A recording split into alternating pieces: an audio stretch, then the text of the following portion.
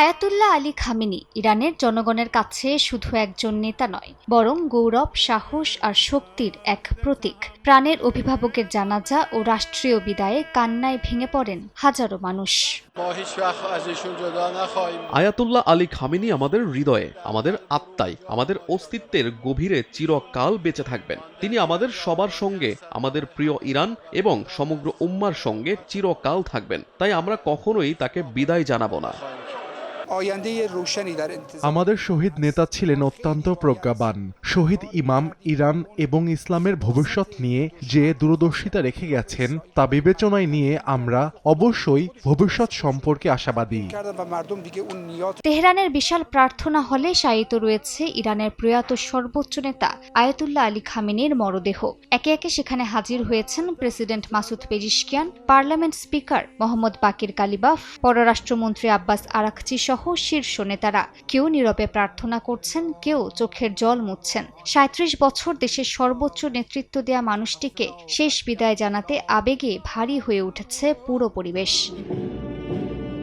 শুধু ইরানের নেতারাই নয়, বিশ্বের বিভিন্ন দেশের প্রতিনিধি, ধর্মীয় নেতা এবং ইরানের মিত্রদের পরিবারও শেষ শ্রদ্ধা জানাতে উপস্থিত হয়েছেন। ভারতের শিখ ও হিন্দু ধর্মীয় নেতাদের একটি প্রতিনিধি দলও খামেনির মরদেহে শ্রদ্ধা নিবেদন করেছেন। লেবাননের হিজবুল্লাহ নেতা হাসান নাসরুল্লাহর পরিবারের সদস্যরাও অনুষ্ঠানে অংশ নেন। পাকিস্তানের প্রধানমন্ত্রী শাহবাজ শরীফ প্রতিনিধি দল নিয়ে খামেনির মরদেহে শেষ শ্রদ্ধা জানান এবং পরে ইরানের প্রেসিডেন্ট সহ শীর্ষ নেতাদের সঙ্গে সাক্ষাৎ করেন।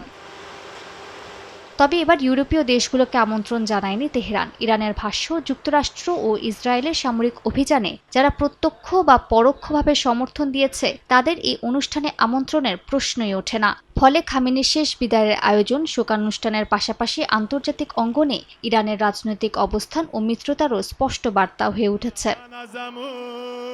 শোকযাত্রার প্রতিটি গন্তব্যই বহন করছে বিশেষ ধর্মীয় ও রাজনৈতিক তাৎপর্য।